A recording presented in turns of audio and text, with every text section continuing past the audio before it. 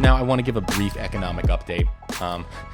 Now, the inflation report this month has been gangbuster. It's been really, really positive.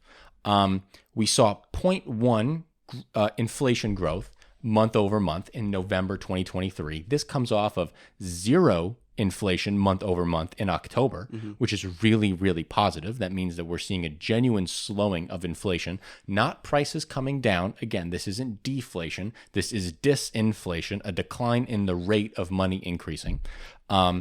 Now, this means that headline headline inflation is now at 3.1% year over year. We are almost down to the Fed target, and the normal average is a 3.2% inflation rate. That is the normal United States economy average since the end of World War II is 3.2% inflation year over year. Core inflation, which again is all items minus food and energy, is still up at 4%, with the largest contributor to that being shelter. Now, we've talked about this a lot. Shelter is the most lagging indicator in inflation data. It takes a long time for leases to come up. It takes a long time for mortgage rates to change. Again, mortgage rates are going to be increasing because interest rates are increasing, Point is, inflation is moving in the right direction, but it goes a little bit further than that.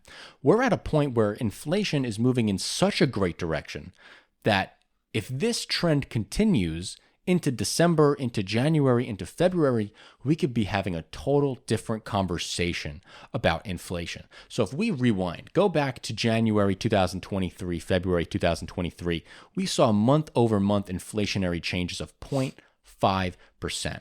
February, 0.4%. So in a normal Fed target time, we want to see inflation between 0.1 and 0.2, preferably 0.16, okay?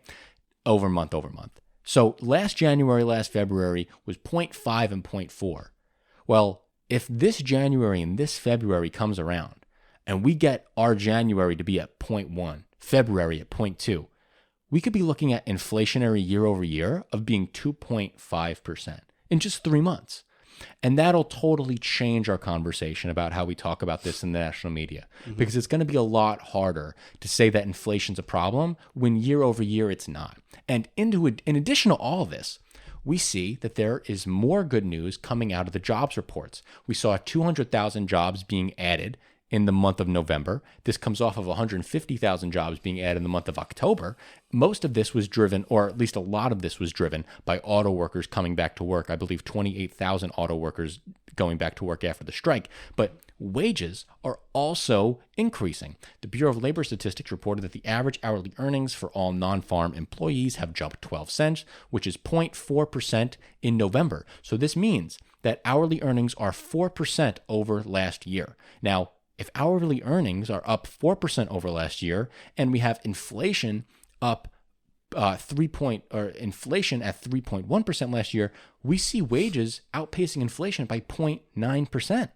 This means that the workers, have more buying power than what they did a year ago. In addition to this, it's not just beating headline inflation, it's also beating core inflation. Yes, by 0.1%, but once housing goes down with lower interest rates, which will be coming if this inflation news stays good, and the catch up with rental prices, we could see real wages.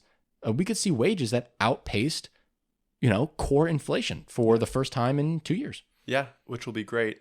Continued signs that the U.S. economy is very strong, despite what people think. Exactly. And we're the strongest in the world, to be honest with you. I mean, I can't point to another country that's doing better than us. There really isn't. No. I mean, the only countries that could be growing as fast as us are poor countries. So they're still not doing better than us. Right. Exactly. Yeah.